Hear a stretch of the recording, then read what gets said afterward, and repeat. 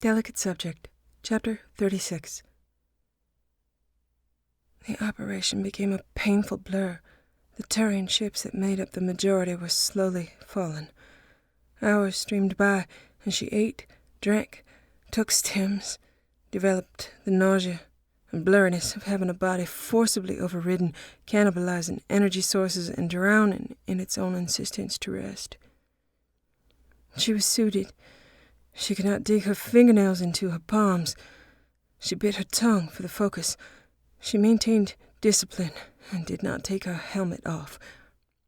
She didn't want Garrus to smell exhaustion, and she force-fed energy through her voice, turning her microphone off to test before she spoke, to cough and clear her throat, get the striations of fatigue out like smoothing fabric. She took time to remind herself that this was not the worst time she'd spent in a suit. There was no thresh of venom. There was air.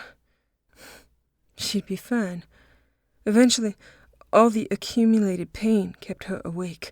She'd wrenched and strained joints and muscles, added some painkillers to the mix once the level of pain meant she'd definitely be awake, so it wouldn't result in getting the fatigue out of her voice by screaming. She itched. She smelled rank, suspense sweat soaking and humidifying her suit, the unpleasant drag and drift of fabric across oversensitized skin, developing blisters and rashes. These were all tiny concerns next to the fact that they were saving dozens of lives potentially with each ship. The Turian that had shot at Garrus had been a Vakarian. She wondered if he knew her. But his head was still on and functioning. She continued this game of countering mundane, visceral misery, attempted balance with the intellectual insistence that it was going to be fine. She had lots of practice. She'd drift and slip occasionally into neutral out of fatigue, but she'd rev and get in gear when and as necessary.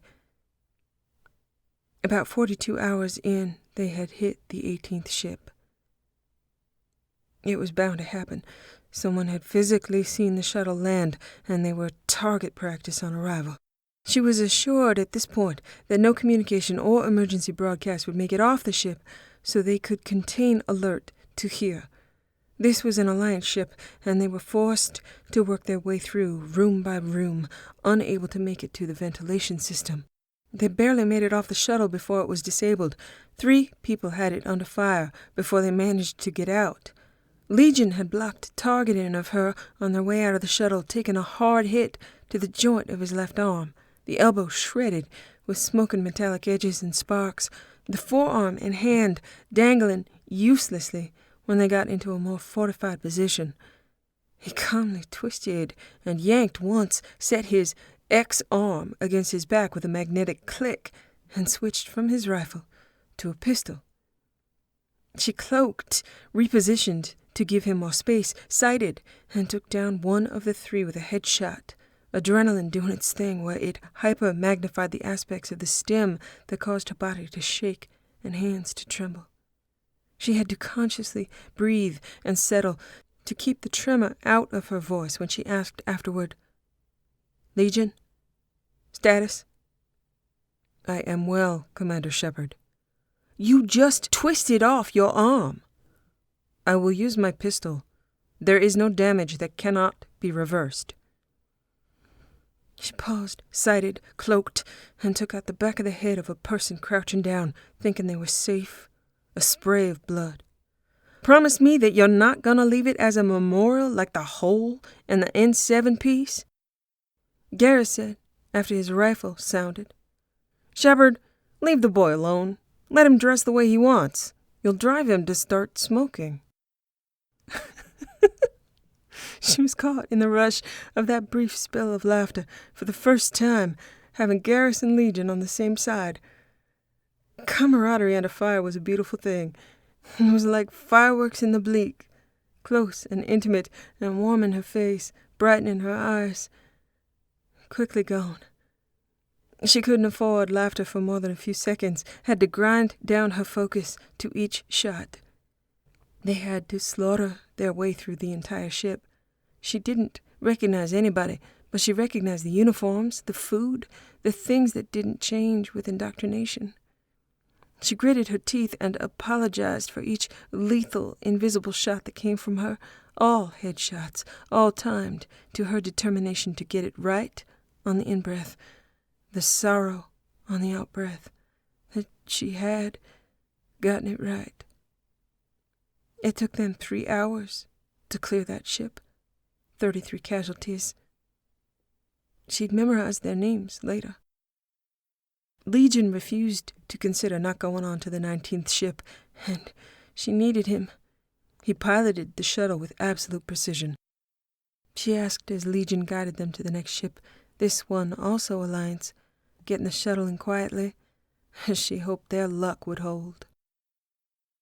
Do you feel pain, Legion? Not as humans feel pain. I do experience distress.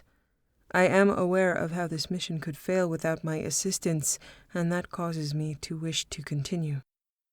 She smiled with a bitter, shaken edge and said, Right there with you. Thank you, Legion. He managed the controls with one arm in a way she couldn't with two. You are welcome, Shepard Commander. Garrus kept his head. Shepard kept her hand. Legion lost his arm.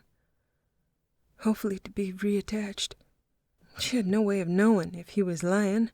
She had no idea whether or not it would be better if he did feel pain or attachment to his own body. She did know she felt pain. Garrus was stoic. There was an element of silence that they maintained, as though if they were physically quiet, they would not set anything off in the midst of a long dark tunnel without knowing who was going to be around the next corner, or whether or not they would be able to save them. They moved through the vessels, verifying life signs and body locations, transferring controls to Edie and David. There was no eye contact through suits. She had a quiet, private conference with David between this ship and the next, asking tensely if David or Edie would be able to remotely have the overtaken ships target the untaken ships. She did not want it to happen, but they could not afford a run of bad luck. They now had the majority of the air power. They could. And she wanted it to be unnecessary. The ground still had not communicated anything. She still did not know how to run a ground assault or how many people were down there. Too many. No ventilation systems, no solid way to call them up or dummy them out. They might have to kill every single person they met on the ground. Why hadn't she studied and drilled more crowd control methods? 9 ships to go. No quips, no new ideas. Her body was pain, ache, and numbness inside her suit. Her eyes were drawn to where Legion's severed arm had been on his back, but he had left it on the floor of the cockpit of the shuttle. They had had to change shuttles often. She just hoped they'd be able to take this shuttle with them when they left. He had assured her he could get a modular arm. He had accumulated spares he upgraded in his quarters, but she missed Thane. She missed Jack. She missed any 3 other people that could have taken down a set of ships and cut this mission time in half. She almost thought she would have allowed a second team out, and then her internal compass balked, and she realized she had enough people for a second team. She could have sent Kasumi, Liara, and anybody else, but she hadn't. She was preserving indoctrinated life, and that was her mission, her responsibility. She felt the political claws dig in, the spotlight and isolation of it. Her crew did not doubt her, but that was a bubble that did not extend to the outside worlds. Identifying herself as an indoctrinated person had polarized factions. She sat down, closed her eyes to try to think about that, find her way in the darkness of that circumstance. She replayed Garrus's voice and recognized his now realized vague unwillingness to say it. There are growing factions more interested in preserving those who have not been indoctrinated than salvaging those who have been. It's part of the Taurian soul. Treason under any circumstances is not likely to be forgiven. So much in those sentences. She was slowly starting to absorb the horror of what they were doing, what was being done, what treason had grown to mean. There was a line, indoctrinated and not indoctrinated, and she had hoped to have those be the only dividing categories. No. There was having been indoctrinated and what it took to get there. How with each individual indoctrinated life, they put unindoctrinated lives in danger. Garrus was right. This wasn't catching someone in a scan. This also wasn't unanticipated by her, but the magnitude was experienced in a long, painful bleed-out in the dark, claustrophobic setting, the sense of predators sentient in the depths, circling. Unindoctrinated lives had inherently, spiritually, and practically more tactical value 100% of the time, and the more resources became strapped, the more that math would tip. The more potential ballast of moral obligation to the indoctrinated would be thrown overboard to assure lighter weight and liftoff. She had been spared some of this calculation because her crew, her men, had faith in her. Faith that wasn't earned in daily lives between strangers and rivals. Faith would not be taken up by every random Port Authority guard trying to make it home alive, knowing the enemy looked just like him. She was worth several billion credits, apparently. She was worth saving to the Normandy, not to many other people whose faith in her, already battered by public relations and misinformation, or accurate information, took a dive on the disclosure of her indoctrination. She was still not wrong. She still should have disclosed it. It's just that now she knew more fully it was not to gain support, but to allow the previously indoctrinated to have someone to identify with, and she needed to protect them. The mistake of sitting became obvious when she had a moment of thinking she could not stand. She refused to admit it, and rallied her muscles. She would not waver. The whirring of her thought process continued, speeding on its path, undeterred by the screaming of her body or the pressure of the mission. She watched it like a movie playing out, desired distraction, and horrified realization. This moment was enough to gain insight. She was the bad guy right now. She was unable to take time, to be understanding or creative, to find ways to bring the indoctrinated back into the fold of the sentient without casualty. Just as she'd done it when she let Garrus kill, and she'd known it to be wrong. She saved what lives she could, but that was a sop against the ruthless cold fact that she was going to scour Eden Prime clean of situational hostiles because she needed something. She wasn't going to ask for help or accept help. She was going to drive herself and her crew too hard, and then she was going to use whatever the fuck was there to her advantage, and she'd spit directly in the face of her own morals and defend that choice. She could only afford morality in certain circumstances, and that extended to everyone right now, with their challenges and skill sets and fears. Check your privilege, Shepard. The fact that you take more risks with more competent help does not absolve you of the consequences of asking others to take risks without that help.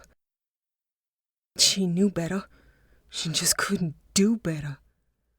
She was soul sick and soul sure. Time to go. She led them into the first of the Vakarian ships. The ship was dark, lit in a deep red that made her eyes water until she was able to change the filter settings on her visor.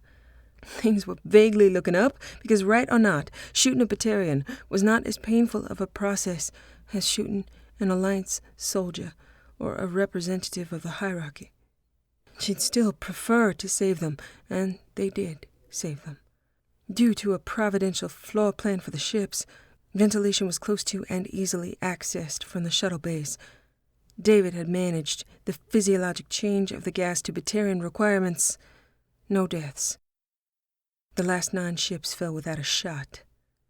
All told, it took 78 hours. More Providence. No new ship arrivals in that time, holding pattern on the ground, and no communication between ground and ship. Indoctrination working for them. Except where it was fucking them over every moment. With the final ship down, she kept her voice steady. She still had to care. Could not drop the weight. She was not over the finish line, only no longer running uphill. She did not allow the relief to weaken her resolve. She did take off her helmet, took a breath of unrecycled air, and let the stink and horror seep out as it could, as it should, counting the lost lives. 33 against the saved lives. 588. That math was going to have to stand, and she could truly hope that there were fewer than 588 people on the ground. Please. On the way back to the Normandy, she said, I have 8 hours of sleep coming to me. Legion, you need to repair yourself and pass rifle proficiency before I will take you anywhere. You're out for the next 24 hours. I don't have time. Garrus, 4 hours of sleep for you required in the next 10 hours. I will sleep for 8 and prep for 2. She opened up a channel to Liara. Liara, we're on our way in. I want you to spend the next 8 hours gathering all you need to know about the ground site. Coordinate with David and Edie. You are my Prothean expert and tactical advisor. I need to sleep.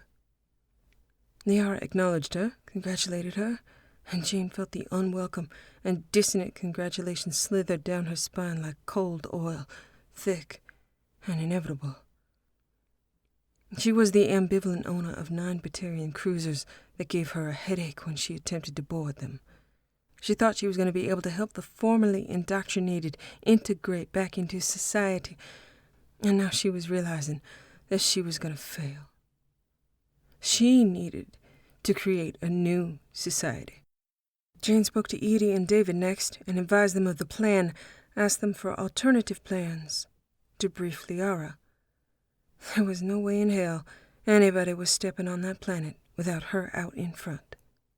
There was no way she was abandoning these soldiers on Omega without someplace to go. She was self-imposed, isolated with these thoughts, this idea tangled in things she had not properly anticipated. She was in the familiar, solitary, cramped, and miserable part of command where she realized she had more job to do than she had thought, diminishing resources and diminishing allies when she needed them most. She felt the unfortunately familiar buckling and folding that the blast forge of reality created when tested against planning, necessitating reinforcing a line of defense with the premonition of being flanked. She got out ahead of Garrus, expected Legion to follow orders, expected everyone to do their job as she had demanded, and asked only of herself that she get to her quarters, clean her gear with the discipline of the soldier she was. She was physically relieved, psychically burdened, thinking of time ticking away on too many fronts. She completed tasks, cleaning, showering, and finding her bed, laying down on it, experienced the gratitude of letting go of tenuous and strained consciousness, and chewed on issues in her dreams for 8 hours, not admitting the concept of free time when time was so short, and the number 33 existed with new significance. She woke with Garrus's arms around her, and she wondered if she smelled of distance and isolation, something she needed. Part of his attack to know her that well. He was not inside. His touch was not sexual, but a presence to be taken entirely for granted. The prior days had pushed her into a place of no admittance. It was to protect him, not her. No admittance to her thoughts as she thought them, no admittance into her body or willingness to lose her hold on her will. Intimacy, not sex. Love, not pleasure. He was physically with her, but behind her, his chosen and assigned place. She wondered what command smelled like to him, briefly, imagining some bizarre chemical mix from captain's quarters, inner sanctums rarely breached, a place she'd hardly ever been until they were hers. A blend of the best the housekeeping staff had to offer in antiseptic and polish, entitled right to the best, distance, and autonomy. Something redolent of corollaries on Palaven, his brain translating her into landscapes she had never seen, could never sense herself. She allowed herself the briefly self-flagellating thought that hers should hold a whiff of bullshit, and it probably did. She resented having to sleep, and as far as she was concerned, she was in the middle of an operation, so she got up, silent and bleak, still exhausted, and her first breakfast item was a new stim. Her second and third were the food he'd brought for her. She felt the stim raise her through levels of awareness she'd been too dull to measure. Several tracks of thought restarted, contemplating today, tomorrow, next week, months from now. Full contact with the reality that this was only one planet, one fleet, and not a Reaper in sight. This was only the shadow of a Reaper. Garrus busied himself with fitting himself back into armor as she ate. She didn't taste it, she didn't thank him, and she fitted herself back into her own armor.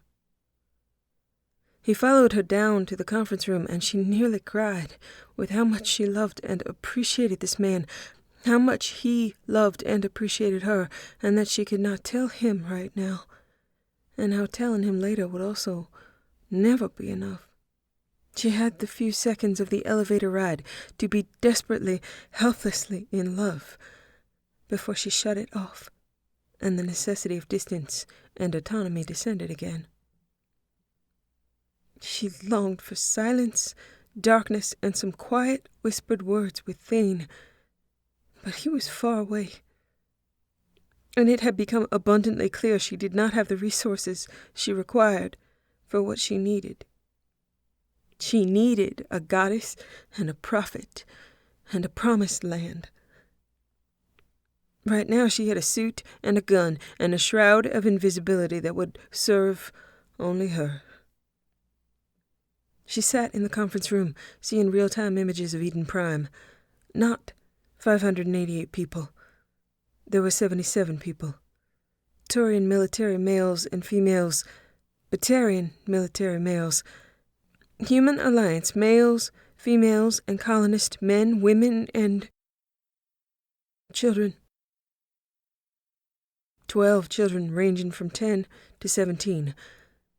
There were records of infants and smaller children. The statistic hung in the air after David's disclosure. It was possible the infants and smaller children were inside one of the buildings, but it was unlikely.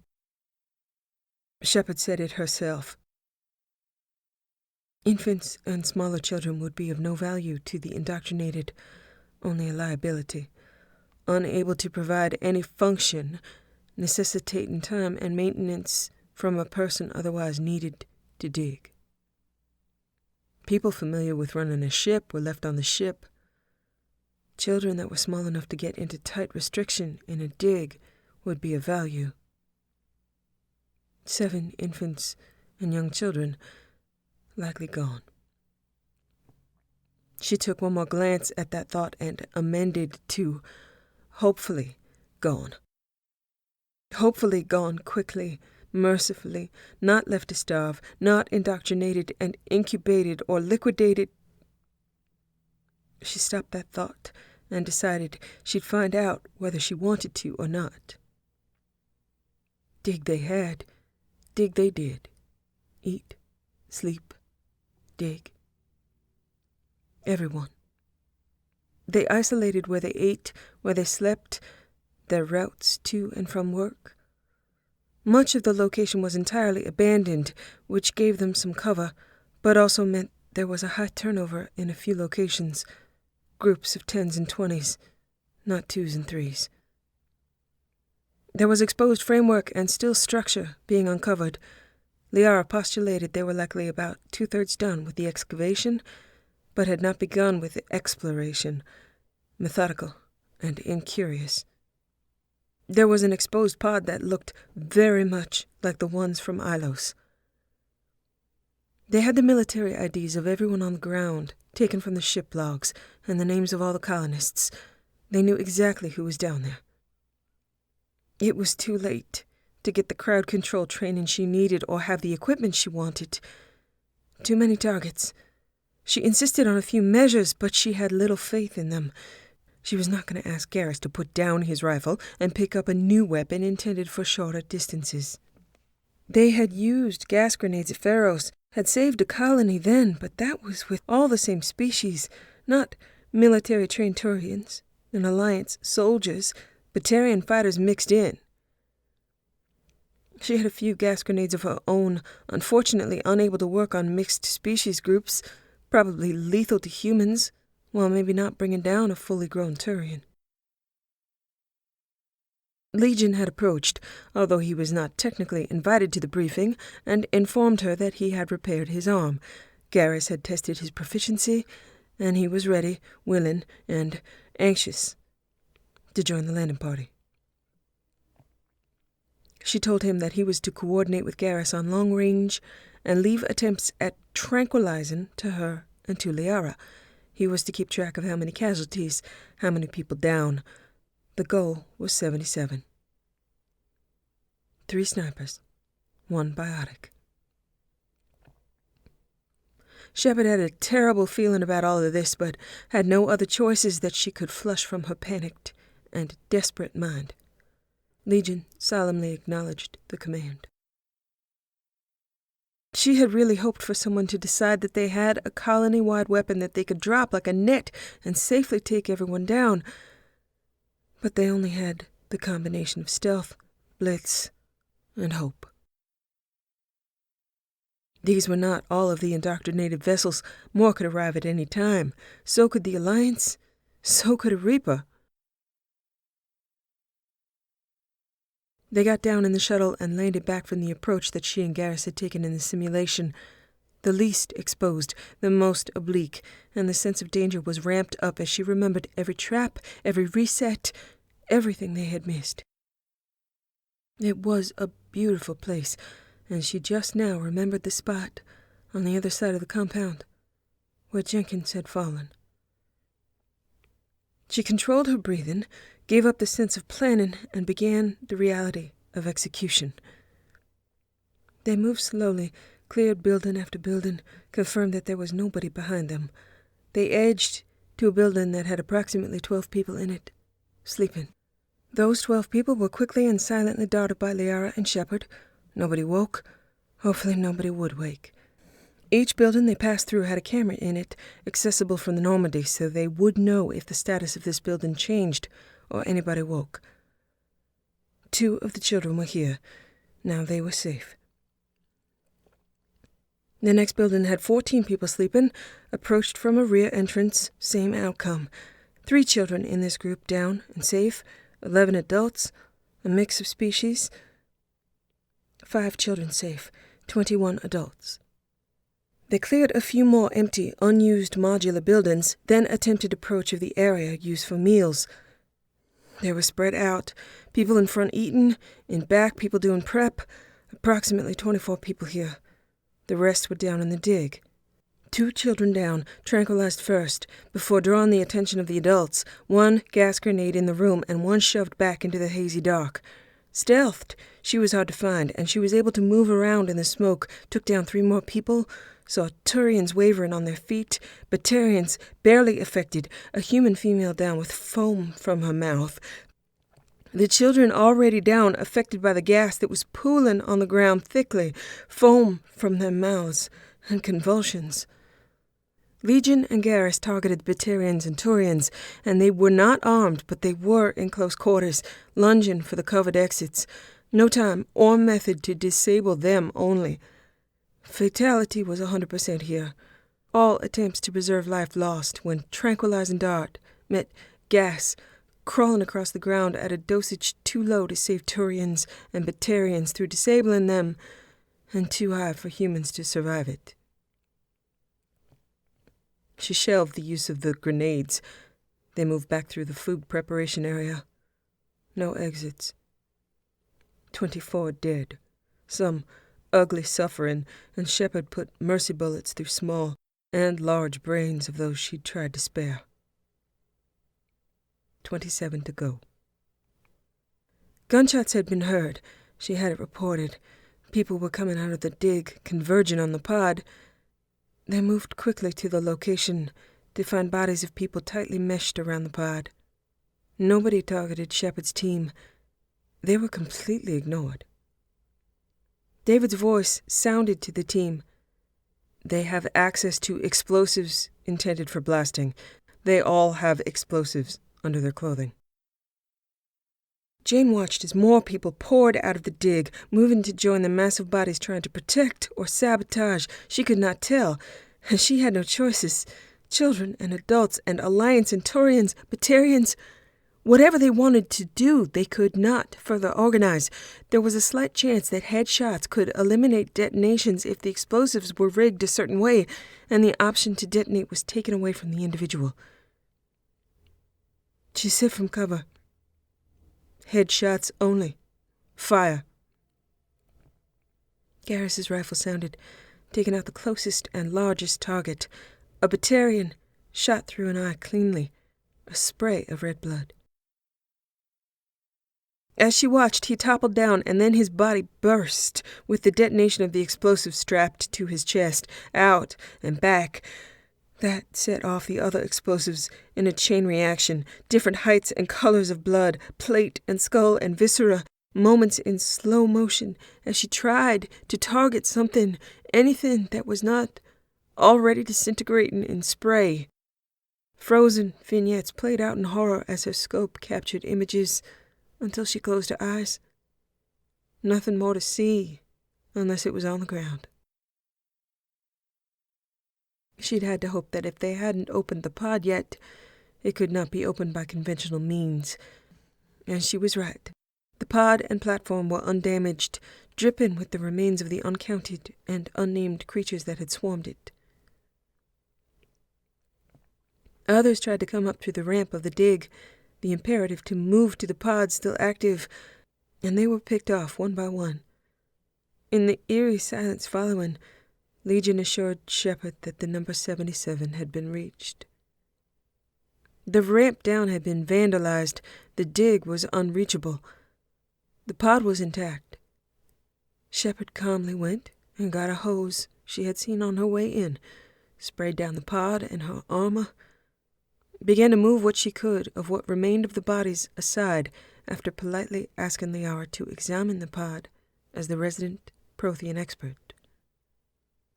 Legion and Garrus remained silent and on guard, watching over Liara's progress. Shepard signaled to the Normandy to send crews to begin ferrying survivors to Omega, identifying remains for return. Liara confirmed she believed it to be a live Prothean, or what had been a live Prothean when they went in. Shepard looked dazedly at her companions and thought briefly of Thane saying, "It has become commonplace for you to speak to mechanical gods and have an evolved Geth AI wear your armor like a favor in battle to share the bed of a speaker of the spirits in the form of a Turian whose ancestral home has walls that echo with his words. You slip among stars unseen, and you gather adherents and followers on every planet and station, eyes turned your way and hopes tuned to your ambitions." My ambitions. My ambitions involve a live Prothean. Liara was over her shock, or at least appeared that way. And so did Jane. They could both fall apart later, and she promised herself she would. Later. At the end of the other ticking clocks came the slow realization that Liara had absolutely no idea what to do with this pod, and the only idea she had was to look around. Look around. Look around at bits of bodies and pools of blood, foam and fragments and fabric. Liara, Garrus, Legion, and Jane went through and combed each of the outbuildings and found some research. Research only Jane could decipher. Brain whammy number 1 was still the winner and champion. Before the pod opened, she knew who and what was inside, what his last moments conscious had been like, what he had expected, what he had wanted, and that she would not be any of those things. He woke as he went in, bits of body under his footsteps, solitary. She had a hallowed moment of feeling the importance of being in a historical event, to look in the eyes of a Prothean, in several eyes of a Prothean, that was lunging for her, snarling, and saying with conviction, "Indoctrinated." Oh, fuck. Well, he wasn't wrong. He also fortunately wasn't that strong yet, and she had him spun with his arms around his back quickly, the obvious clicks of 2 rifles drawn on him sounding. His wrists were wide and slick, his skin slippery under her palms, so she had to twist to get leverage. His armor was bulky, and she was shorter than he was, but she had officially had it. "My name is Commander Jane Shepard. I saw what got you here. You are the only Prothean alive, and we just worked very hard to preserve your life, so as much as I would like to end it right now, I won't. This," she turned the Prothean to face Liara, "is Liara. She is a Prothean expert and a dear friend, and if you so much as give her a small bruise, I will kill you and consider it a fitting end to this entire mission." She turned him to face Legion, who had his rifle at the Prothean's head. "This is Legion. He has a rifle. He will watch for small bruises. He is under my orders to kill you if you lunge at another member of my crew. My crew includes everyone at this site. Liara will explain and offer you choices. She is not indoctrinated. I will remove my distasteful self from your presence to help make the transition and those choices easier." Liara, bless her, kept her cool, gave her a nod of acknowledgement. So much better than the panicked and clueless Prothean expert that she'd once been.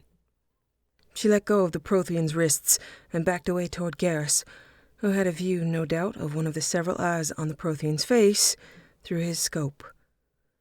She had had enough, and she wanted to go back home and wash the blood of children from her boots and gauntlets. Crews bustled around the base, security perimeter set, bodies ferried off. Over the course of the entire mission, over the last several days, the Normandy had managed to accrue several shuttles worth of people, relays of personnel, agents brought in from wherever available in that time frame to help manage and maintain security. Liara and Kasumi had called in some agents to Here and Omega. Zaid had kicked in names of those who were reliable, especially since this was glorified babysitting. Pay high, and job done, no questions. They had enough people now to occupy the ships, return them to their owners after their data had been mined and transferred to the Normandy, which for most of them was already done. Enough people to pilot Vakarian cruisers and defend them in transit and at their destination. They had Geth escort ships, and although Arya would not allow Geth on Omega, they could keep indoctrinated people restrained and at a distance until human agents could shuttle them in when their number came up for surgery. Nearly 600 people needed surgery, and that was going to take a while. Now she needed to write up the losses from each ship, inform Palaven and Earth, and just them. Fuck the Batarians. Seriously, fuck the Batarians. Fuck the Prothean, too, while she was at it. The Prothean stared at her, one of his hands wringing at his other wrist where she had gripped him. He did not lunge again. He looked shocked. Good. Shocked is good. She turned on a boot heel, Garrus following, and they went back to the shuttle, back through the familiar path, one she never wanted to revisit. Threatening someone had made her feel better, no denying it. She could ride that adrenaline a little while longer. She could keep that tone, that certainty, and that grip. She could not fall apart just yet. She really did not want to fall apart at all. Garrus said, "While you were asleep, I identified the crews of each ship. I have the identities of those at the base. I have reports ready for Palaven and Alliance Command, and I can send those off after we get back. Do you want me to hold them until the ships are returned?" She blinked a moment. She hadn't thought about that.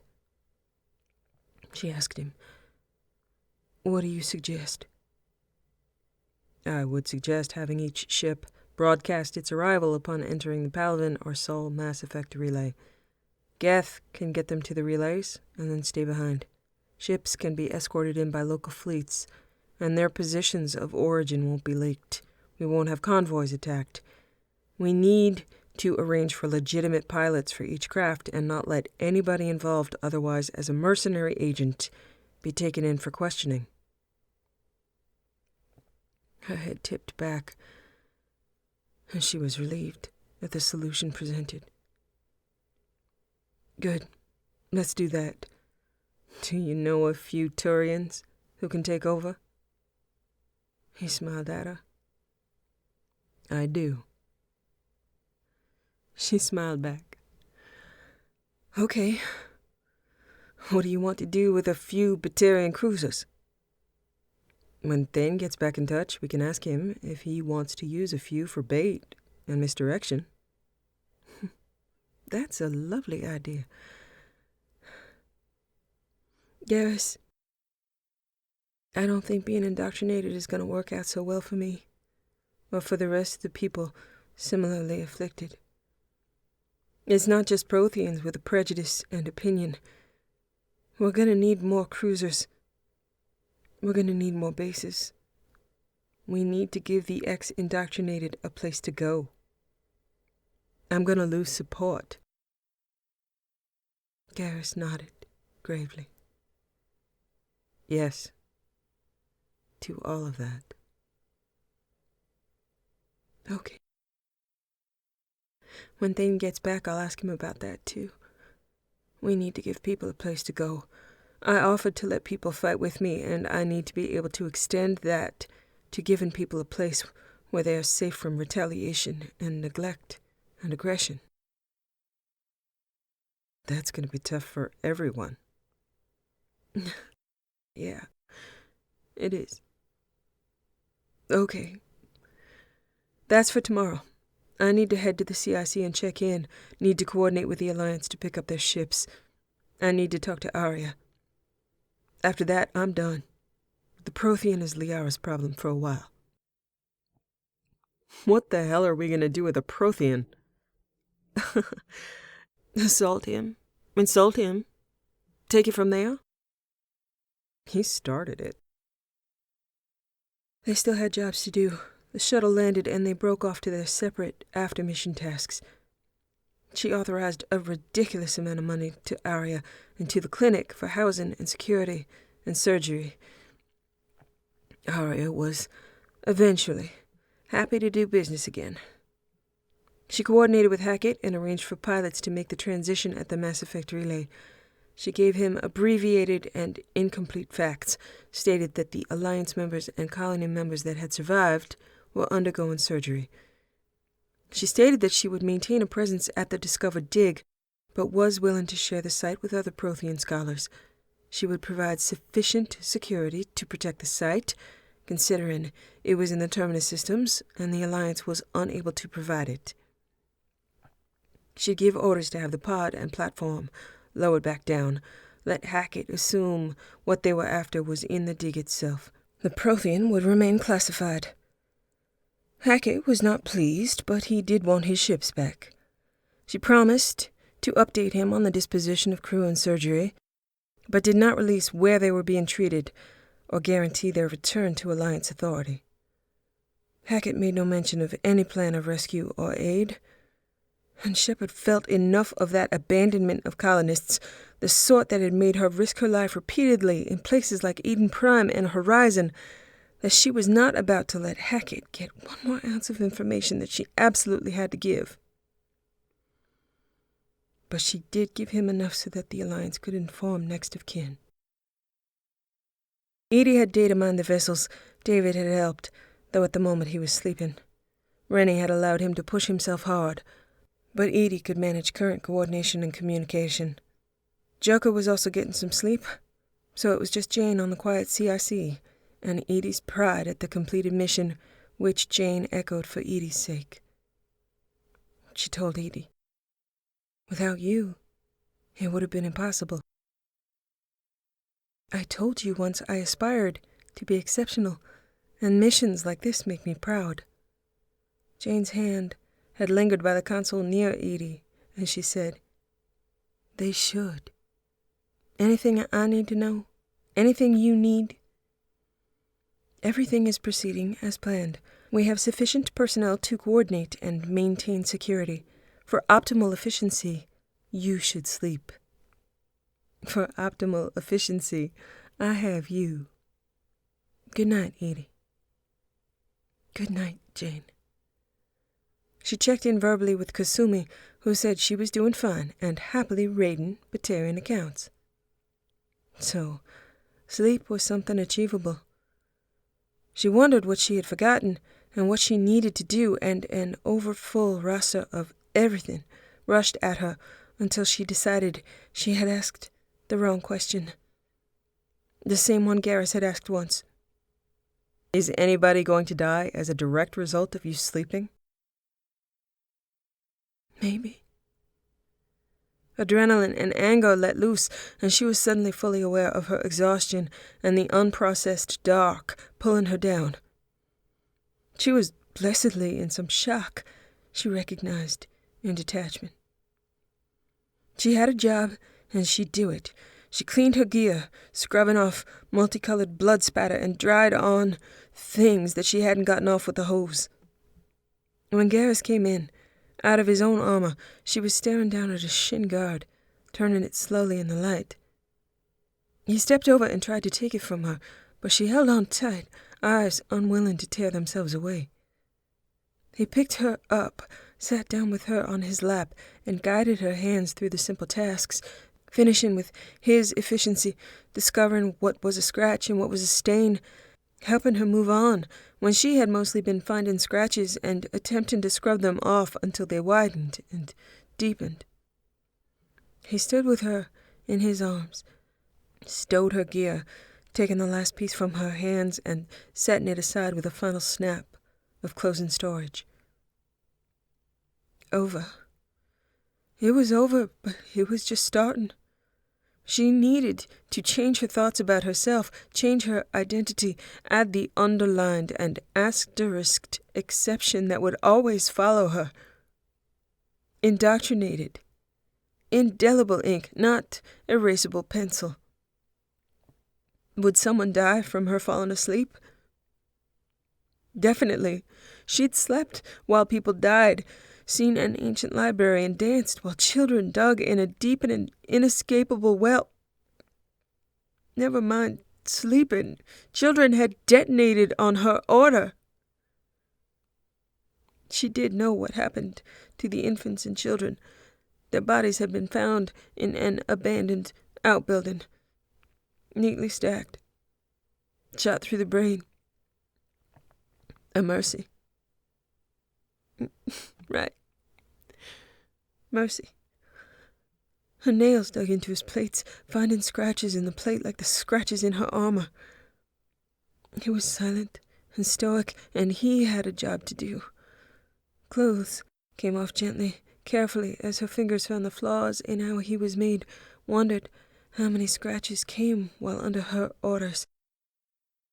He carried her into a warm shower. She knew it was too cold for him, and it would make him feel vaguely slimy, and it should. It was with her, and that vague scent of bullshit would never wash off.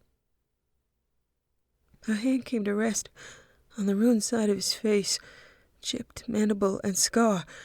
She hadn't decided before now if it was her fault or not. She had saved him, but hadn't saved him enough. It was her fault he'd been on Omega. He had loved her, and she had not cared to know, and then she had died. She got distracted by his eyes, just like the shine in her armor had caught her, his solemn, watchful eyes that had been with her longer than anybody. She imagined nails digging in too deep, drawing blood, and he was like that, but not now. Her hands relaxed. Her eyes drifted shut as warm water cascaded, and he offered her the cool press of his crest, and she could barely breathe. Just Garrus, nothing else, just his arms and his eyes and his crest. She understood. He had a job to do. She was his job, and she was grateful, sinking. But would not be lost alone in the dark. He would find her. She had faith. His hands moved to wash her body, wash her hair, turn her, and drop his crest to her shoulder, kiss there. She respected that he had a job to do. She could be present for him, not be lost, try to be found, and she struggled to be that, to not want to follow blood trails down the drain, reach for unknown names and snuffed out futures. Here, now, Garrus. She repeated the words to herself with each breath, was swept away by arms and towel and brush, wondering how many Vakarian dead he had reported, catalogued as she slept. Here, now, Garrus. She wasn't broken. They knew she wouldn't break. She bent far and snapped back, and she would not break. Garrus might break, so she needed to be present. Bed and dark and blissful, wished for permission for the job to be done, for now, his and hers. She reached for him after he carefully eased his huge body into bed, dipping the mattress down so she rolled to him, with final permission for oblivion, for him to watch over her. She considered thirst and need, wondered about sacred, and did not care about the inspiration as her hand scratched along plate, as she moved her mouth to his, as her body shifted from darkness to burning to demand.